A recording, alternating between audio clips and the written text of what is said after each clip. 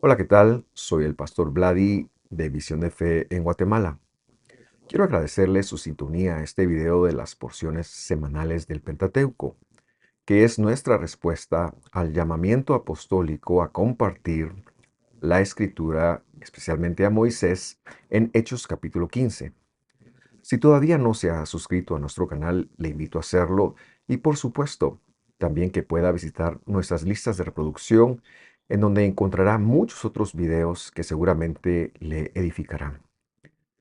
Aprovecho también para invitarlo a seguirnos en nuestras redes sociales de Facebook, X, Instagram y TikTok. Espero que este video sea de edificación para usted.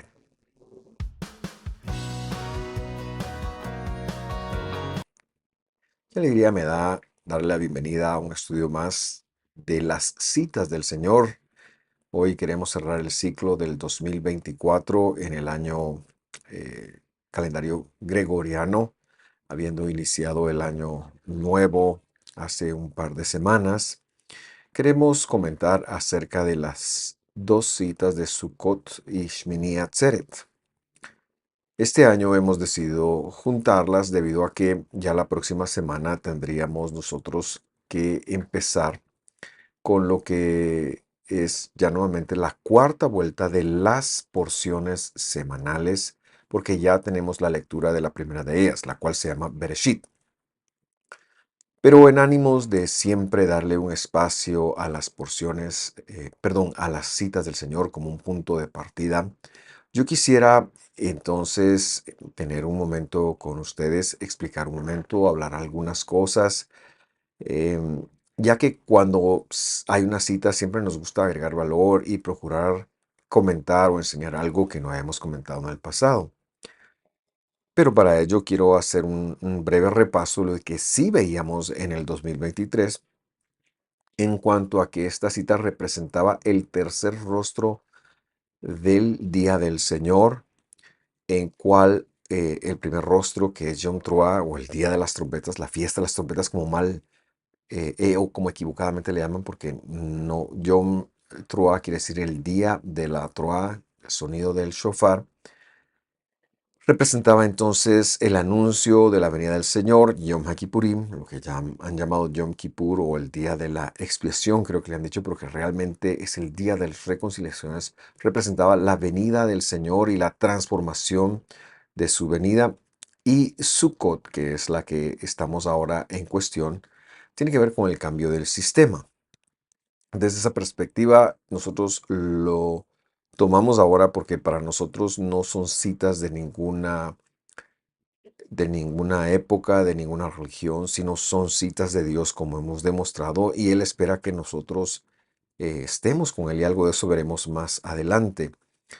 El año pasado también hablábamos un poquito, no haré el resto del desarrollo este año porque quiero dejarlo para el próximo año, pero hablábamos de el mensaje que Jesús dio en Juan capítulo 7 con respecto de Sucot en Jerusalén, que de hecho fue donde aterrizamos. Hoy queremos ver esta cita desde el escrito de Bemidbar, es decir, números, nunca lo hemos visto desde ahí. Y como decía siempre, la idea es complementar lo que hemos ido enseñando a lo largo de los años. Así que empezamos en el capítulo 29, versículo 12, y dice así. Después, y este después se refiere al día décimo, pero después del día décimo, el día 15 del séptimo mes, ustedes tendrán un llamamiento de la santidad. Es como dice, han llamado a esto una santa convocación, pero no es una santa convocación. Dice, no harán trabajo servil y por 7 días celebrarán fiesta al Señor, es como literalmente dice. Entonces, como he dicho, lo primero que quiero que tengamos en cuenta es que no es una santa convocación como que la convocación fuera santísima, no. Mikra quiere decir un llamado de eh, la santidad. Mikra HaKodesh, un llamado de la santidad, refiriéndose con todo el artículo a Dios como santidad. En ese sentido, lo que vemos, o o lo que debemos de entender de los tiempos bíblicos cuando Dios nos ha estado hablando, que hemos ya visto la gran mayoría, hoy veremos los últimos dos del año, tiene que ver con un llamamiento de parte de Dios a nosotros como personas, porque Él es la mismísima santidad. Por lo tanto, las citas son precisamente eso, un llamado de Dios para que nosotros, su pueblo, sus hijos, atendamos y escuchamos su voz. De la misma manera como se dio en Pesaj, Dios pide que atendamos y nos citemos con Él. Pero esta cita también es un hag, quiere decir, es una fiesta, es una celebración, e iremos haciendo ese desarrollo. A lo largo de la historia son muchos los que han atacado estos tiempos como tiempos judíos, les llaman el judaísmo como tal, también he dicho que son las citas judías o las fiestas judías. Pero lo que queremos desvirtuar es que pertenezcan a una religión o a un grupo de personas, sino que son de Dios. Estas son un llamamiento de Dios, es un llamamiento de la santidad. Y en este caso, esto tiene que ver, o esta en particular tiene que ver con que nosotros hagamos fiesta, hagamos una celebración, nos alegremos. La primera vez que la Escritura habla de este tiempo, lo hace en Éxodo capítulo 23 y lo vamos a recordar para que también traigamos claridad en este asunto. Dice el 23:14 de Shmot, es decir, Éxodo, 3 veces al año me celebrarán fiesta. Esto es un llamado de Dios. Dios no pide que celebremos aniversarios, no pide que celebremos cumpleaños, no pide que celebremos independencia, todo está muy bien, pero no lo pide. Ahora, lo que sí está pidiendo Dios es que le celebremos fiesta 3 veces al año. Y a continuación cita cuáles son estos requerimientos de nosotros. Número uno, se guardarás la fiesta de los panes sin levadura. 7 días comerás pan sin levadura, como yo te mandé en el tiempo señalado del mes de Abib, esto es primavera, pues en él saliste de Egipto. Y nadie se presentará a mí con las manos vacías. Esa es la primera de las citas o fiestas. Verso 16, también guardarás la fiesta de la siega de los primeros frutos de tus labores, los que siembres en el campo, y esta fiesta es la fiesta de Shavuot, lo que se conoce como Pentecostés. Y por último termina diciendo, y la fiesta de la cosecha al final del año, cuando recojas del campo, esto es del año agricultura, del año de la tierra, cuando recojas del campo el fruto de tu trabajo. En fin, verso 17, 3 veces al año se presentarán todos tus varones delante del Señor. Entonces la idea de Dios era que se hiciera una peregrinación. De hecho, la palabra presentarse dice es tomar el pie y trasladarse. Y Dios es muy intencional que desde donde nosotros estuviéramos deberíamos de atender porque Él está haciendo un llamado, Él está haciendo un llamamiento. Y esto lamentablemente, cuando el cristianismo se fue apartando de su raíz, poco a poco empezaron a menospreciar las fiestas. De hecho, ya a finales del siglo IV, y lo estaba leyendo el otro día, me llamó mucho la atención de un dicho de Juan Crisóstomo, quien guardaba sus homilías, sus prédicas. Este es uno de los padres apostólicos precatólicos que vivió en el siglo IV, justo después de este concilio de Nicea, y él decía en sus homilías que cómo es posible que los cristianos todavía participan de fiestas judaizantes. Y esta evidencia es importante en primer lugar porque se denota o se demuestra la intención que hay de hacer una separación entre la raíz bíblica del cristianismo y el cristianismo como tal. La idea es, de alguna forma, menospreciar lo que está escrito en la Torá, en lo que se conoce como el Antiguo Testamento, y poner el Nuevo Testamento como un pacto nuevo, casi que no tiene nada que ver, y adjudicárselo a los judíos.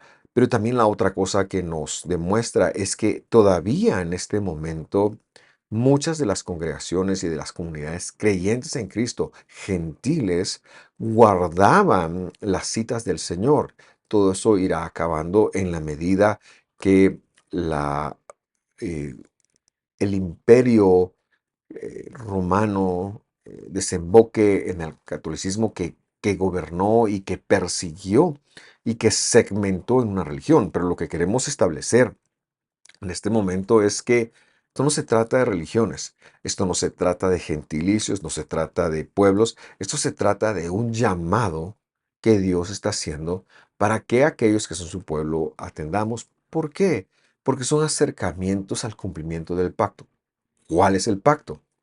El pacto es el mismo. Hay solo un pacto que Dios lo dio a Abraham, se lo confirmó a Isaac y a Jacob y que luego lo mejoró cuando él vino a la tierra. Y el pacto es, ustedes serán mi pueblo y yo seré su Dios. Ese es el pacto. Y por lo tanto pondré mis leyes en sus intestinos, en su interior, para que ustedes puedan ser mi pueblo y para que yo pueda ser su Dios. De tal forma que en la confirmación de este pacto, que se ve en toda la escritura, Dios tiene un acercamiento que se conocen como Moadim, quiere decir citas. La idea es que en estos espacios que son de Dios, nosotros dejemos todo para atender a Dios y para atender lo que Él quiere hacer con nosotros. Regresamos a la lectura a Números para seguir haciendo nuestro desarrollo. Capítulo 29, versículo 13. Dice así: ofrecerán una ola, es un holocausto, una ofrenda encendida como aroma agradable al Señor: 13 novillos, 2 carneros, 14 corderos de un año que sean sin defecto.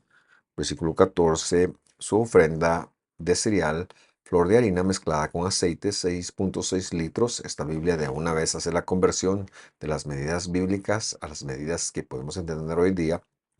6.6 litros por cada uno de los 13 novillos, 4.4 litros por cada uno de los 2 carneros. Estas son las ofrendas vegetales y las libaciones. Verso 15. Y 2.2 litros por cada uno de los 14 corderos. Verso 16. Un macho cabrío como ofrenda por el pecado. Además del holocausto continuo, de su ofrenda de cereal y de su libación. Y entonces lo que se hacía, lo que Dios estaba pidiendo en ese día, por supuesto esto es antes del Mesías, era que se hiciera una olá. ¿Qué es una olá? La ola es la ofrenda que se han traducido como holocausto, que una ofrenda que, cuya intención era hacer reconciliación con Dios por los pecados intencionales. O sea, era algo que purificaba la rebeldía del corazón. Esta se quemaba completamente toda, no se podía participar de ninguna forma, porque cubría las faltas intencionales. Y la idea entonces es que aún en este tiempo, pues a la hora de presentarnos a Dios, nosotros tendríamos que hacer una ofrenda de este tipo, en primer lugar por nuestra rebeldía, pero también lo pone por los errores, porque, como hemos mencionado y enseñado mucho en otros lugares, el tercer aspecto del pecado, que es la inhabilitación, ya se daba por sentado que las personas podían entrar, así que no tenían que ofrecer algo por estar inhabilitados, sino solo por sus hierros o sus fallas, o sea, el hecho de tirarle al blanco y no pegarle, que ese es el error, y la otra es la rebeldía, y ambas las ha cubierto acá. Ahora bien, un aspecto, y antes de pasar al siguiente versículo que quiero leer con ustedes hoy, un aspecto muy importante de este Sukkot es que se ha dicho en el versículo 13 que se ofrezcan 13 novillos, es decir, 13 parim, 13 vaquitas o 13 toros sería la palabra. Y cuando usted continúa la lectura, se va a dar cuenta que en el segundo día se pide que se ofrezcan 12. En el tercer día se pide que se ofrezcan 11 y así va en disminución hasta el día séptimo, que se pide lo siguiente. Bemidbar 29:32. Adelantamos la lectura hasta este verso. El séptimo día, 7 novillos, 2 carneros, 14 corderos de un año sin defectos, lo que tienen que ofrecer. Ahora bien, el dato curioso es que cuando sumamos los novillos de los 7 días nos da un total de 70. Y este nombre representa el mundo entero, es decir, representa a los gentiles, por dos razones. En primer lugar, porque nos habla de las 70 naciones descendientes de Noé. Usted puede encontrar esto en el capítulo 10, en cómo la tierra, después de haber sido destruida por el diluvio, empiezan a expandirse y ahí ve que de los tres hijos de Noé empiezan a salir todas las naciones antiguas. Esa es la primera nación, la primera razón. Pero en segundo lugar, porque el número 70 era la exageración o la eh, exponencia del número 7. Y el número 7 nos habla de plenitud de algo. Cuando algo es pleno, se habla de 7. ¿Por qué razón? Porque representa el número de este mundo. El número 7 no representa a Dios, sino que representa la plenitud de este mundo. Tiene que ver con lo creado, con el tope de lo creado. En 6 días hizo la creación y el séptimo día Dios descansó. Por eso el número 7 es lo que representa en la escritura. Exponiéndolo, es decir, llevándolo a una multiplicación por 10, nos da 70. Y esto empezó a llamar la atención de los estudiosos del Segundo Templo. El Segundo Templo estuvo en pie desde el año 520, más o menos al año 70 del- de nuestra era, después de Cristo. Y en ese momento, pero especialmente en la última parte de esos años, en los últimos 250, se hizo muchísima teología. Y a los sabios que empezaron a escribir les llamó la atención este número, que fuera 70 y que se pusiera en función del perdón de la rebeldía. ¿Cómo es posible que Dios quiera algo, pensaban ellos, con la gente que no teme a Dios, con el idólatra, con el que está fuera del pacto, con el que está fuera del pueblo? Pero por esta razón, Sukkot empezó a conocer como un espacio para las naciones, como una oportunidad para las naciones, como que Dios estaba dando una oportunidad al mundo para que recibiera el perdón que desde siempre había sido la intención original de Dios. Por eso es que está escrito en en el verso más conocido de la Biblia: de tal manera amó Dios al mundo, estos serían las 70 naciones, que ha dado a su Hijo, a sí mismo, para que todo aquel que por él crea no se pierda, mas tenga vida eterna. Dios tiene como intención salvar a personas de todos los pueblos del mundo, de todas las 70 naciones. Y es lo que se empezó a entender que implicaban estos sacrificios. Y a mí se me hizo demasiado curioso y demasiado importante la conexión que en el tiempo de Jesús se tenía ya, porque se daba esto por sentado. Y esa es la razón por la cual cuando leímos el año pasado Juan capítulo 7, o cuando usted lo pueda leer, veamos la importancia de que el Señor estuvo en este tiempo y que lo reinterpretó alrededor de su obra, alrededor de su mérito, alrededor de su esfuerzo, y cómo no hacer nosotros esa lectura.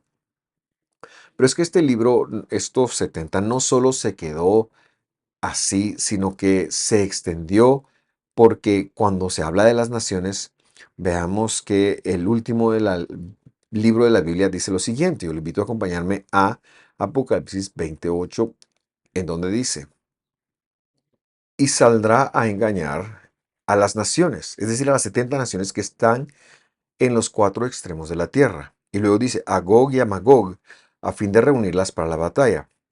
El número de ellas es como la arena del mar. Es decir, que el enemigo, es una referencia a Dios, saldrá a todos aquellos lugares que rodean Israel. Esto es la referencia a la tierra, no está hablando de todo el mundo, a buscar a aquellas personas que, a pesar de estar recibiendo el testimonio de Dios y a pesar de estar teniendo una oportunidad de entrar a los caminos del Señor, se van a voltear en contra de él. Y a esto les llamó Gog y Magog. Y es muy curioso que este es precisamente el nombre del día séptimo, o que se le dio en el tiempo del segundo templo. Al día séptimo se lo nombró como la guerra del Gog y Magog. ¿Por qué razón? Porque Dios está a punto de cambiar el sistema, está haciendo la transformación del sistema. En ese sentido, el milenio representa entonces Sukkot, mientras que el séptimo día ya representaría la transformación final. ¿Será esto una coincidencia? decimos que no. Esto es una situación que se da porque este tiempo, esta cita, es una cita profética, es una cita que se encuentra a futuro. Y eso nos lleva entonces a nosotros hoy a preguntarnos cómo la celebramos hoy en día. Bueno, los sacrificios sabemos que no hemos de hacerlos porque hay un sacrificio que ya fue hecho, que es perfecto y que cubre incluso hasta los sacrificios de cualquiera de los tiempos, de cualquiera de las citas del Señor. Por lo tanto, cuando nosotros nos juntamos a escuchar el shofar hace unos días, en la iglesia o en casa, cuando hicimos el ayuno la semana pasada de Yom HaKippurim, no tenemos que ofrecer los sacrificios. Eso sería infantil porque el Evangelio mismo nos ha enseñado que el sacrificio del Mesías fue perfecto para cubrir todo esto. Pero sí que lo demás que está allí se aplica a nosotros.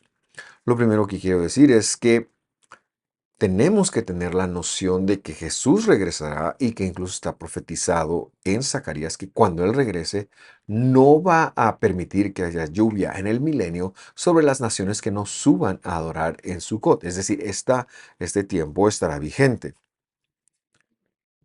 Ahora, ¿cómo lo celebramos? Para esto nos ayudamos de la escritura que siempre y que normalmente leemos para esta fecha. Y quiero ir a Vayikra, es decir, a Levítico capítulo 23 y versículo 39 para leer. Dice así: el día 15 del mes séptimo, es decir, esto en el calendario gregoriano ocurrió el miércoles 16. Hoy estaríamos ya en el tercer día cuando publicamos esta enseñanza, pero el día 15 del mes séptimo dice: cuando hayan recogido el fruto de la tierra, celebrarán la fiesta del Señor. ¿De quién es? Del Señor. De hecho, dice para el Señor por 7 días, con cese en el primer día y cese en el octavo día. Ahora, si usted puso atención, se va a dar cuenta de que la fiesta es por 7 días. ¿De qué se trata el octavo día? Se trata de otra cita que pasaremos a nombrar cuando terminemos con esta cita. Pero lo que hay que hacer para Sukkot es que el primer día es un día de cese, es decir, el miércoles, de miércoles a las 6 de la tarde de este año, en el 2024, de miércoles cuando se ocultó el sol, a jueves teníamos que hacer un cese y nosotros lo hemos publicado y lo hemos manejado. Y luego dice, por 7 días ustedes celebrarán esto. Versículo 40. El primer día tomarán para ustedes frutos de árboles hermosos. Hablamos de esto el año pasado. Hojas de palmera y ramas de árboles frondosos y sauces de río. Y se alegrarán delante del Señor, su Dios, por 7 días. La fiesta dura 7 días. Dice el versículo 41. Así la celebrarán como fiesta al Señor por 7 días en el año. Será estatuto perpetuo para todas sus generaciones. La celebrarán en el mes séptimo. Verso 42. Habitarán en Sucot, es decir, en una construcción cuadrada, por 7 días. Todo nativo de Israel vivirá en Sucot, para que sus generaciones sepan que yo hice habitar en Sucot a todos los israelitas cuando los saqué de la tierra de Egipto. Yo soy el Señor su Dios. Y esto es muy interesante entonces, porque ¿cuál es la analogía detrás de esto? La analogía es que mientras vivimos en este desierto que se llama vida, a donde Dios nos hizo habitar, Él siempre proveyó para nosotros. Por lo tanto, una vez al año se nos pide que hagamos algo.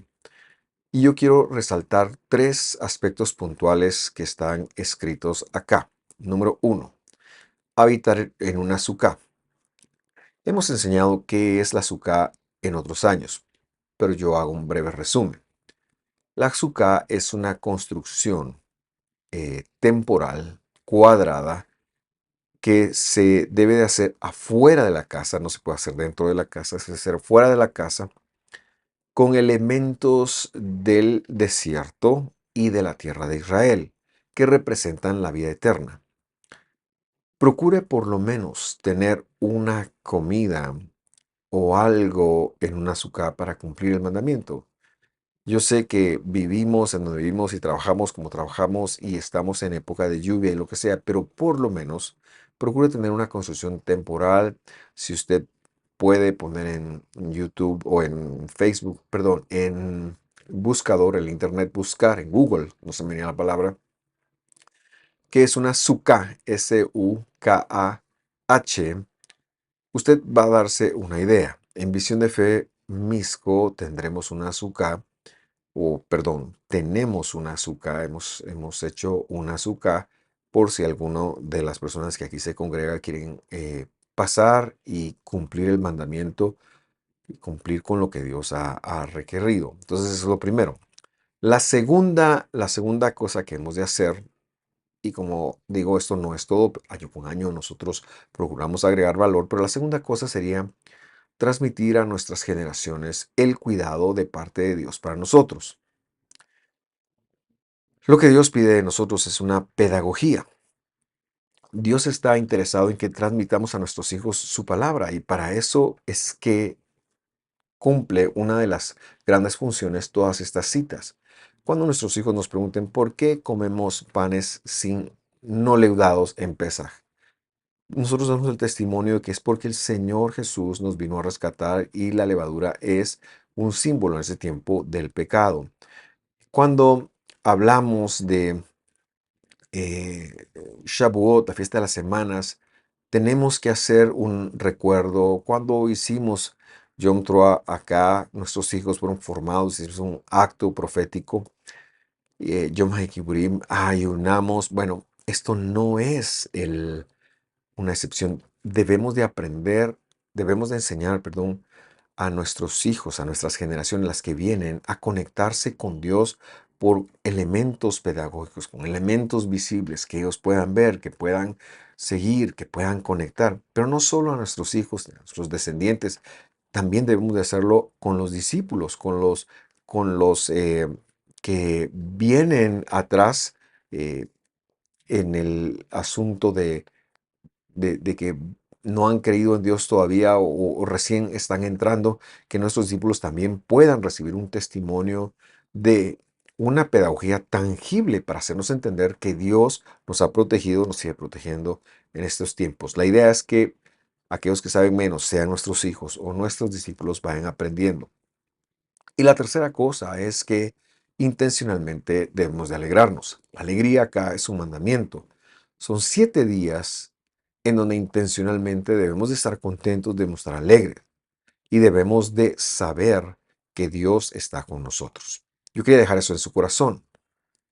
Ahora bien, este año, por la distribución de tiempo y porque la próxima semana empezamos ya con Bereshit, yo quiero también dejarle una breve enseñanza de lo que es el octavo día. Hemos leído en el versículo 34, cuando leíamos, creo yo, el versículo 39, perdón, em, que hay un cese en el octavo día. ¿De qué se trata eso del octavo día? Voy a leer, regresar para nuestra lectura a Números, Bemidbar 29:35. Dice así.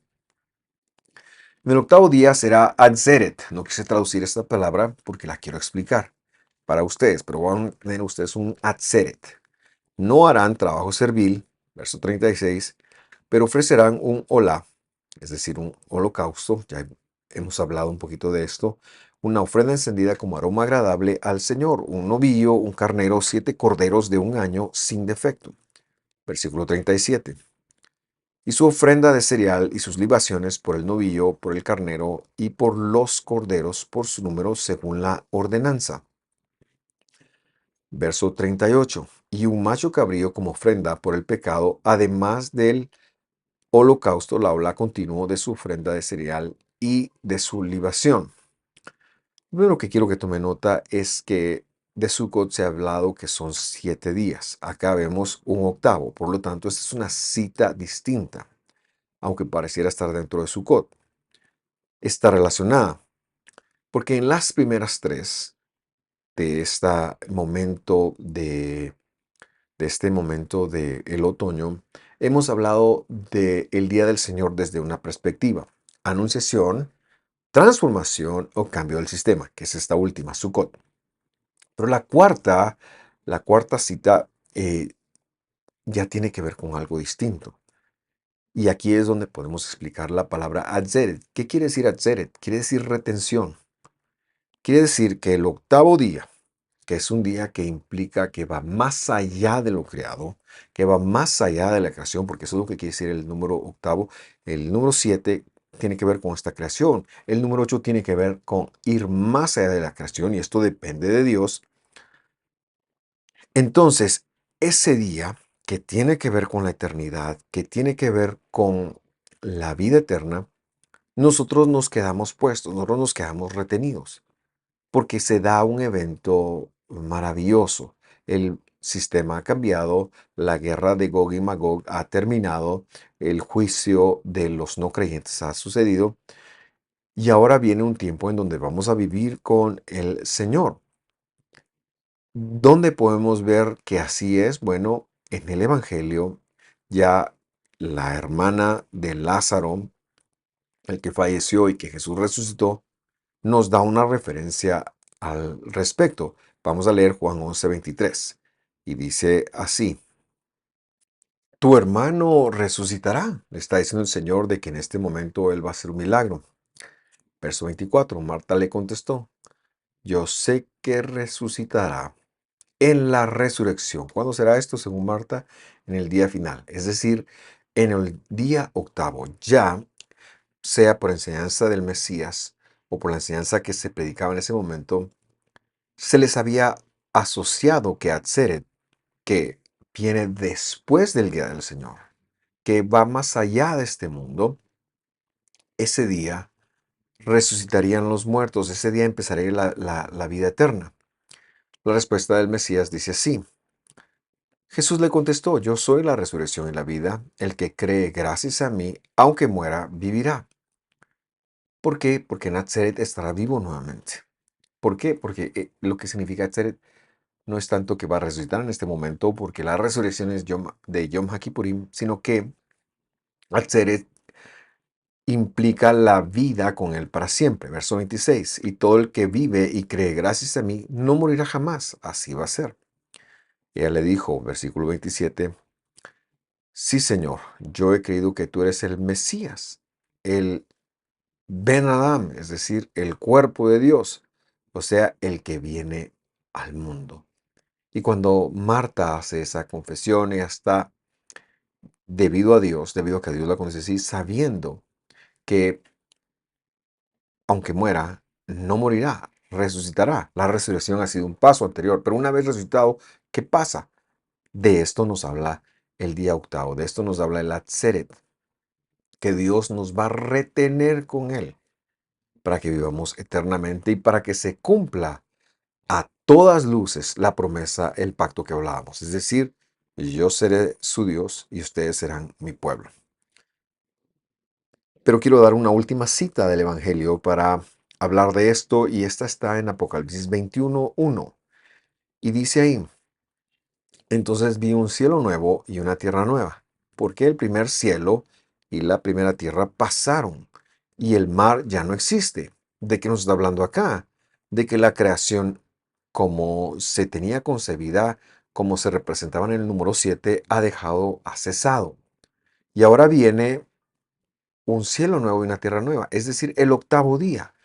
Esta es una forma de anunciar la venida del octavo día, de referirse a la Tzeret, a la retención, a donde Dios nos va a guardar para estar con Él. Verso 2 dice: y vi la ciudad santa, la nueva Jerusalén, que es la promesa y el anhelo de todos los que hemos creído en el Mesías, que descendía del cielo, es decir, de Dios, preparada como una novia ataviada para su esposo. Entonces oí una gran voz que decía desde el trono: la Sukkah, traduce en el tabernáculo, pero ahí es una Sukkah de Dios, está entre los hombres. ¿Qué pasa en el día octavo? En el día octavo, la Sukkah de Dios. Nosotros llegamos con la Sukkah hasta el día séptimo, pero en el día octavo, la Sukkah de Dios viene a nosotros.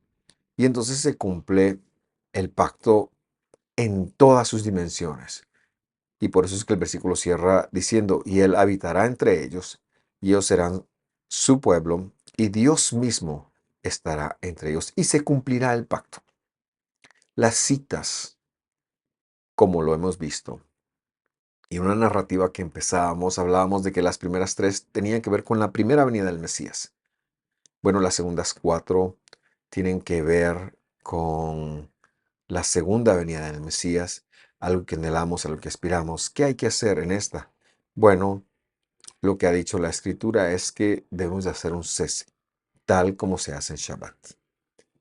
Yo quiero agradecerle a usted por estar atento, por celebrar esto, por incorporarlo a su corazón, porque usted haga un espacio de esto para que Dios hable a su vida, para que Él traiga luz y para que en todas las cosas podamos crecer. Como decía yo en Yom Kippurim, me parece, para mí el hecho de empezar a guardar estos tiempos ha implicado una revelación y una conexión con la palabra de Dios que no hubiese logrado de otra manera. Y por ello bendigo al Señor que me ha conducido en su gracia, en su misericordia a hacer algo así. Espero que lo mismo ocurra con usted. Le envío un fuerte abrazo y nos vemos la próxima semana en donde empezaremos Yom Kippurim. Cierro con esto. Cuando en el calendario las fechas, 16 de octubre, o sea, el miércoles pasado, con el ocultamiento del sol, empezamos Sukkot. Hoy, el día 19, empezaremos el tercer día. Esto irá entonces hasta el miércoles antes de que se oculte el sol, será el séptimo día. El día también se conoce como Hoshana Rabbah, el gran Sálvanos, o como Gog y Magog. Y el miércoles en la noche, es decir, el miércoles 23 en la noche, empezaremos con Shmini Atzeret, el octavo de la retención. Gracias por sintonizar. Ha sido un grato recuerdo juntarnos estas semanas y lo espero la próxima semana para empezar la cuarta vuelta de las porciones semanales. Que Dios lo bendiga, que esté muy bien. Hasta pronto.